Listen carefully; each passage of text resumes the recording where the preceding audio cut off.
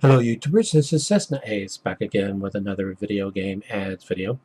On Saturday, I took our two daughters to Game Over and picked up a lot of games for a lot of systems. Now, I'm not going to bother showing you the games that they picked out. These games are all mine.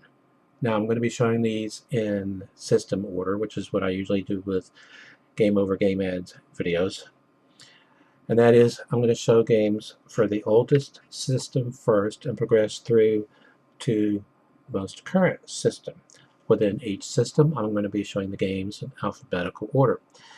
As I have new subscribers, which I greatly appreciate, by the way, I will go ahead and repeat what I've no doubt said in the past ad nauseum, and that is I have a lifetime discount card at Game Over. And on games I don't get a 10% discount on, it's because they only charged me a penny for that game.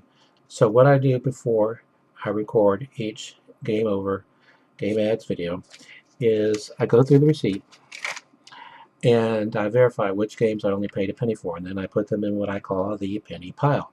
And then at the appropriate time in the grand scheme of things, I pull that cart and or disc, as the case may be, and show it. Now, you'll probably, no doubt, notice somewhere around there it should say RetroZone. That is because also on Saturday I received a package in the mail from RetroZone containing a homebrew that I had ordered, and they shipped it 2-day priority. So really cool. Alright, this first game is for the Atari VCS, or Video Computer System, as it was known when this game was released in 1981. At that time, the publisher of this game, Activision, was doing something Atari themselves was not doing, and that is giving credit to the game designer on the cartridge label, on or in the manual, and on the box. Now, this is Activision release AG-008. Now, I'm kind of thinking AG probably stood for Activision Game. I'm simply going by the fact that with Sega releases for the Sega SG-1000, the SG stood for Sega Game. As I stated, it's just a theory. Conceived and designed by David Crane for enjoyment on your Atari Video Computer System. Laser Blast. Now, you probably noticed that I have de-stickered this one. It's something that I'm going to be doing from now on with Game Over Game Ads videos. Remove the price stickers before I show the game. Although you could probably tell where the odd sticker might have been. But there are generally 3 stickers. One on the face, one on the spine, a giant one on the back. The ones that are on the back are no problem to remove at all. And generally the others don't give me too much problem. Depends on how long it's been on there and other factors. Alright, also from 1981 and also from Activision. This is release AG-011, conceived and designed by Bob Whitehead for use with the Atari Video Computer System.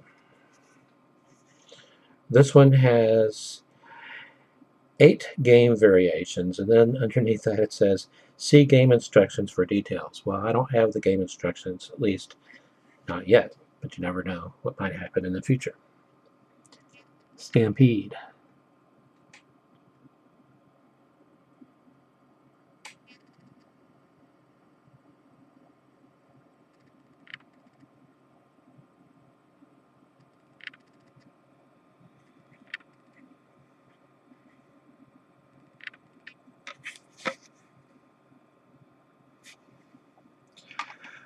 Okay, now we move to our first game from the penny pile. Now, probably a lot of you don't know that I already had a game for this system, but only one game, because I don't have the system. Not yet, but I'm planning on getting one sometime in the future. I'm talking about a game for the Atari 5200. This is a game that I love to play in the arcades, and so I have multiple ports of this game. This is Choplifter, which started off as a computer game from Broderbund. Now, I don't know if you'll be able to make it out on the left there. The copyright information is attributed to Broderbund. Now, this port and the one that I have for the 7800 were ported from the computer version. However, my favorite version that I've played would be the one for the Sega Master System, because the Sega Master System is based on the arcade version from Sega. Sega had enhanced the game for its coin-op, and as the Master System version is a conversion of the arcade game and not the computer game, it has levels and other enhancements that other versions don't have. Anyway, when I saw Choplifter, I had to get it, and it was only a penny.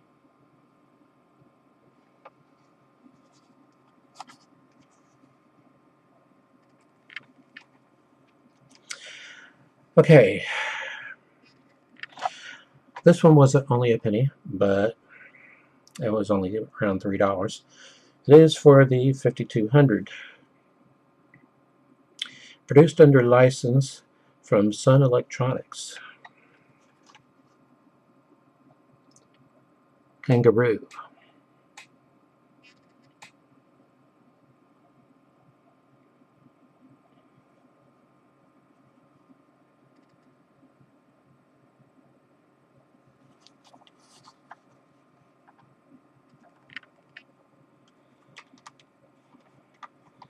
I'll try and clean that up further later. Going back to the penny pile, but sticking with the 5200, I believe it's pronounced Quix, a trademark of Tato America Corporation.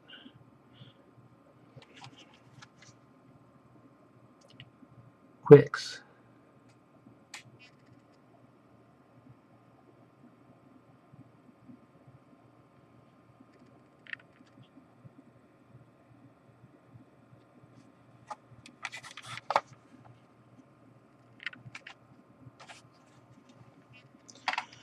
Okay, now we progress to games for the NES, but we're sticking with the penny pile for a moment. In my series on my game collection for the NES, I showed the one game I have in this series. It was actually the second game in this series. Now I have the first from Jaleco, Bases Loaded. Now, they released 4 games for the NES in the Bases Loaded series, and 4 in Japan for the Famicom.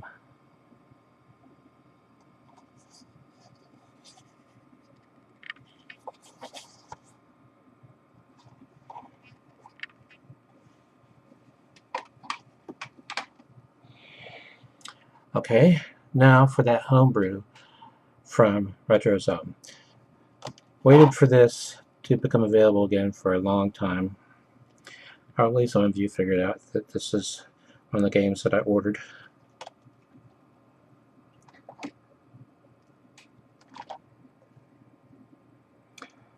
Glider. Now you no doubt notice that above where it says RetroZone it says Flash Cart, and then in the lower left where the controller is pictured it says Programmable Series.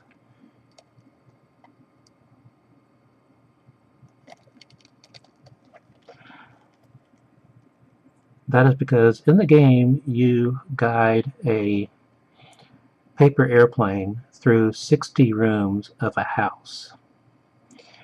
And once you finish the game, you can download another house into the game. And you can also save your games to PC using the Copy NES.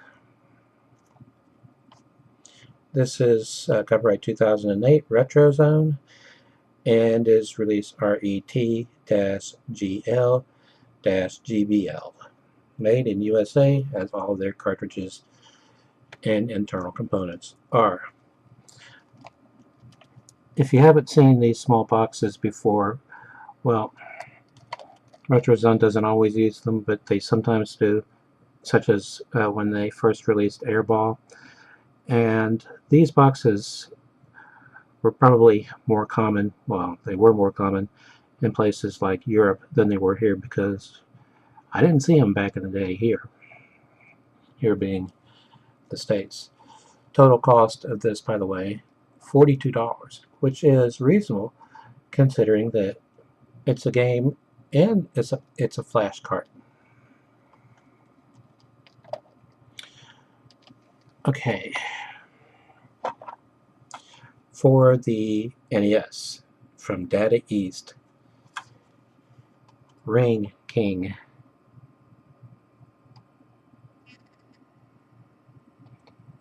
Notice above where it says Data East, you'll see the belt he's wearing says Data East.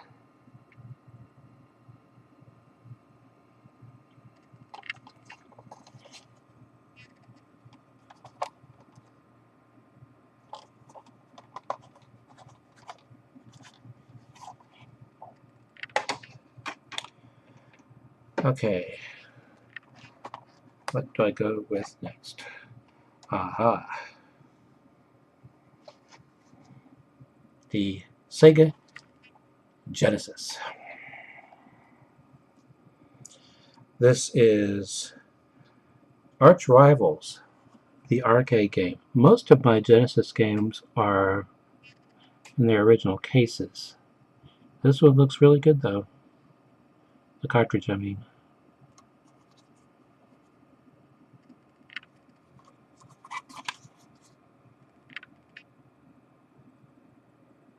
That's not in focus.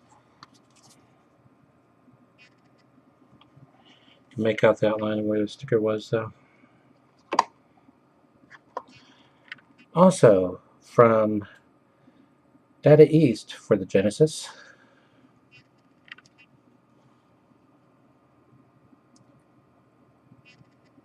Atomic Runner.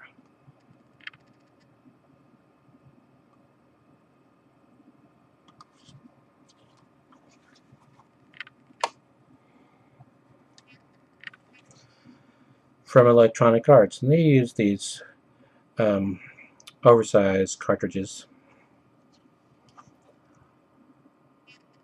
Lotus 2 Rex, which Rex stands for Race Environment Construction System.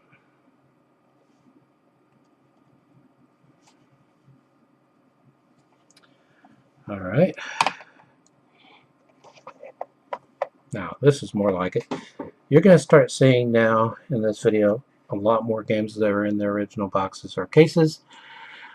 When I went in there this time, I was shocked because it was like being inside of the most amazing toy store around Christmas time, or pick your favorite analogy. It was just amazing. Boxed games everywhere and systems everywhere. Boxed systems and customized systems that had their own customized skins on them and so forth. And I mentioned it to the guy behind the counter when I was paying. He said it was because the store was under new management. He was managing the store now. It had been managed by the owner, who still owns it. He owns another store as well as the warehouse. So he owns 2 Game Overs in the warehouse. And I was looking at all this, and he said, well, he decided that the route he was going to go was inventory. As much inventory as he could possibly stock, he was going to. And so I think that's just great. There were some rather pricey items behind glass, though. I mentioned their behind glass area before. But there was a game up there that I want. Been looking for a while. For the Atari Jaguar. Doom. Now, wanted $130 something for it. And you might think, what? First of all, it's one of the better games for the Jaguar. Secondly, factory sealed.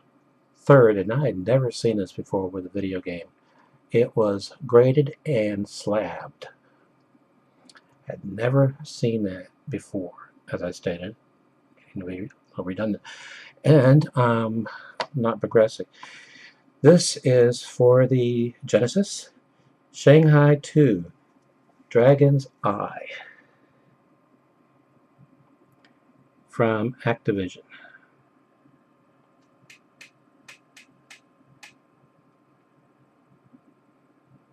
Okay, there we go. Mega Mouse Enhanced.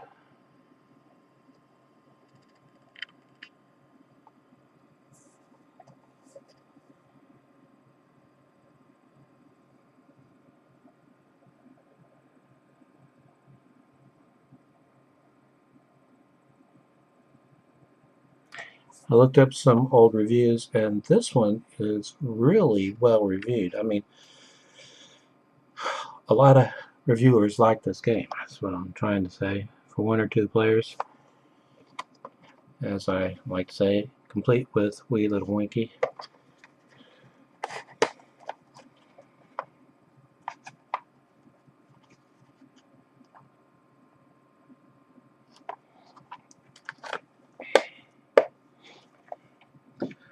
Okay, the last game for the Genesis, and it is boxed. Warp Speed from Accolade.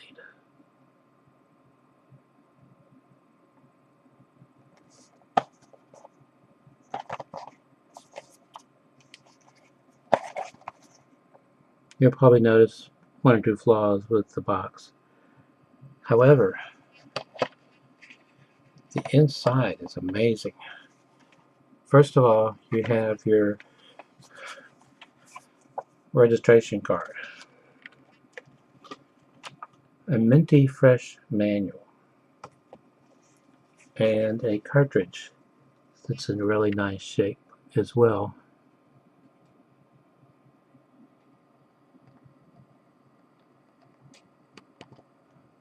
Okay, I'm only going to push it so far. There we go.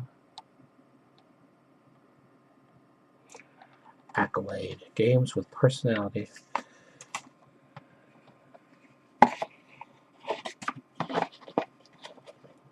Whoops.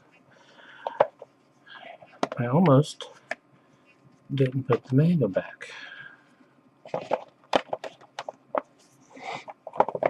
Okay. From the penny pile for the Sega CD. Rise of the Dragon from Dynamix, which was owned by Sierra Online.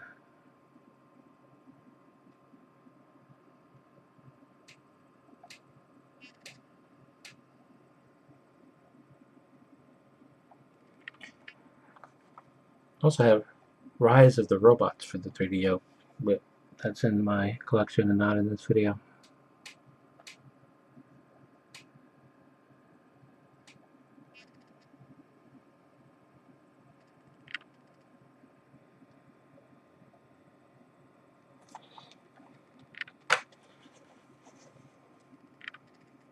Complete.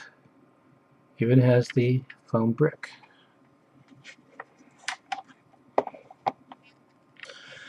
Okay, now we move on to the Nintendo 64.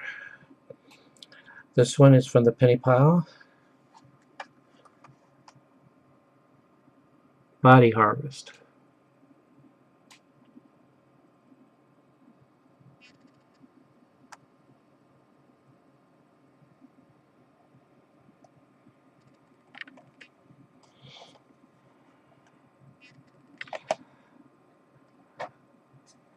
All right, Monster Truck Madness 64.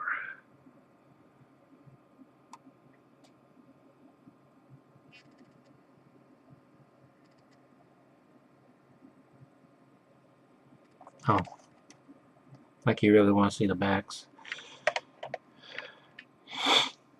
Okay,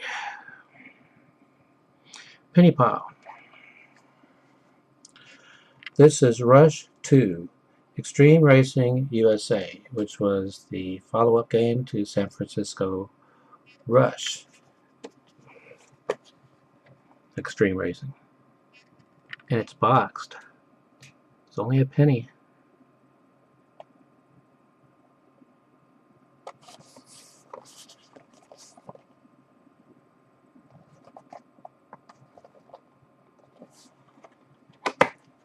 And inside, including the manual and everything, and the cartridge, just plastic.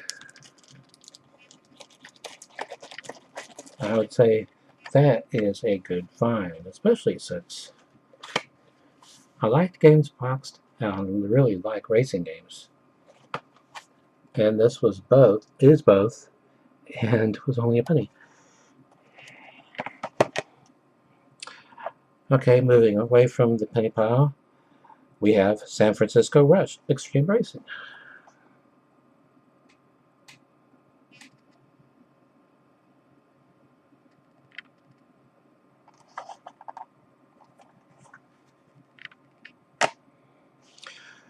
Okay,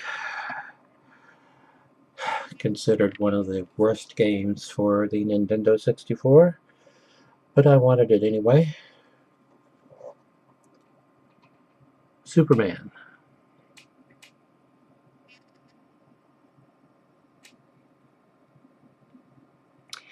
Now, Electronic Gaming Monthly rated this game out of 10. They gave it a 2, a 1.5, and a 0.5. That is pretty bad. Okay, going to the penny pile for the last time in this video. For the Sega Saturn, Scorcher.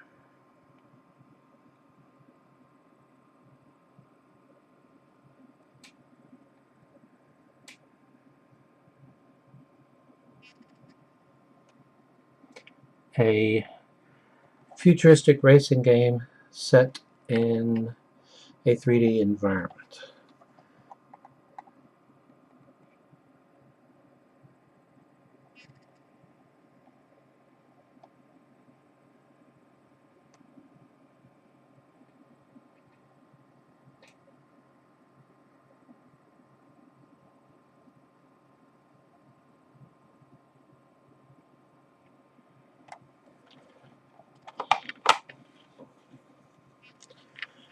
This game is complete, except it doesn't have a phone brick.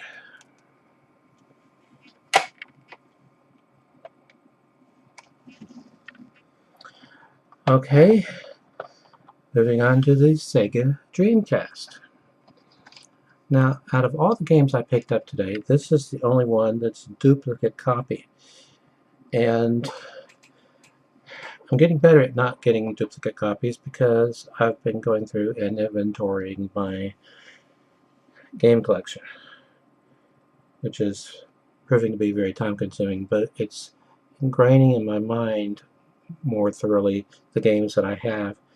I was so far behind in playing games and been spending so much time playing others that anyway, this is Demolition Racer No Exit from Infogrames, which owned Atari at one point, I believe. Okay, these are not duplicates. This is supposed to be a really bad game also, but I didn't See any harm in trying it out? Kiss, Psycho Circus, The Nightmare Child. This was actually from Gathering of Developers, but it says on the back, Dreamcast conversion by Trimmer Entertainment. Sorry, Entertainment. I believe I said entertainment to begin with.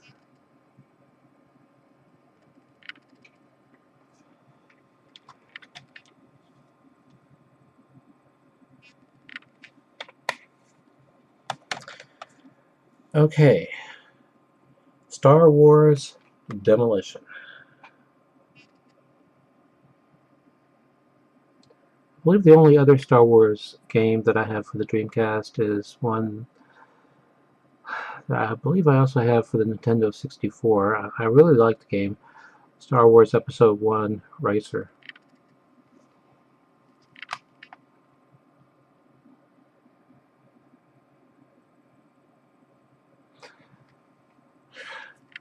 The Dreamcast version of that game is fast.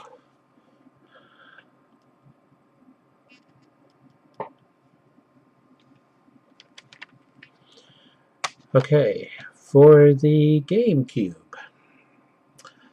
this is from THQ,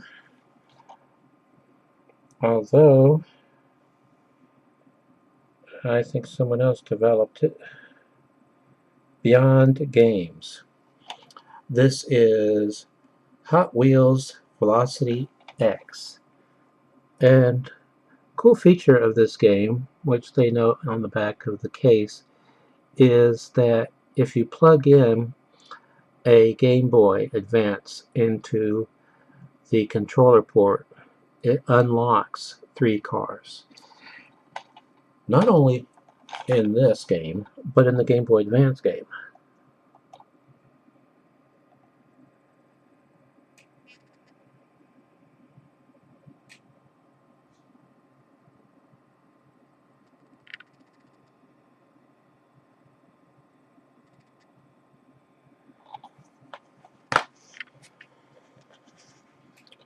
This is complete.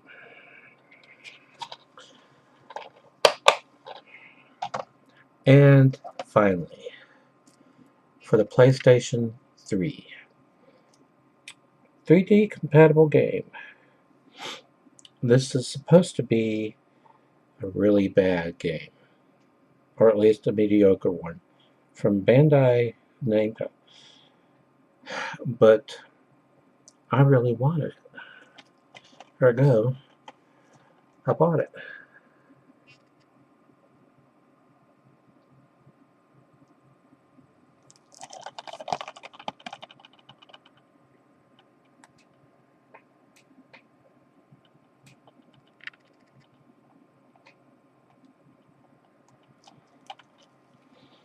And obviously it is complete because it is still sealed. Alright, that about covers it for this video. Until next time, stay awesome. To most current system. Within each system, I'm going to be showing the games in alphabetical order. As I have new subscribers, which I greatly appreciate, by the way, I will go ahead and repeat what I've no doubt said in the past ad nauseum, and that is I have a lifetime discount card at Game Over. And on games I don't get a 10% discount on, it's because they only charged me a penny for that game. So what I do before I received a package in the mail from RetroZone containing a homebrew that I had ordered, and they shipped it 2-day priority. So really cool. Alright, this first game is for the Atari VCS, or Video Computer System, as it was known when this game was released in 1981. At that time, the publisher of this game, Activision, was doing something Atari themselves was not doing, and that is giving credit to the game designer on the cartridge label. on or Hello YouTubers, this is Cessna Ace back again with another video game ads video. On Saturday, I took our two daughters to Game Over and picked up a lot of games for a lot of systems. Now, I'm not going to bother showing you the games that they picked out. These games are all mine. Now, I'm going to be showing these in system order, which is what I usually do with Game Over game ads videos. And that is, I'm going to show games for the oldest system first and progress through in the manual and on the box. Now, this is Activision release AG-008. Now, I'm kind of thinking AG probably stood for Activision Game. I'm simply going by the fact that with Sega releases for the Sega SG-1000, the SG stood for Sega Game. As a stitch theory. Conceived and designed by David Crane for enjoyment. I record each Game Over game ads video is I go through the receipt and I verify which games I only paid a penny for, and then I put them in what I call the penny pile. And then at the appropriate time in the grand scheme of things, I pull that cart and or disc as the case may be and show it.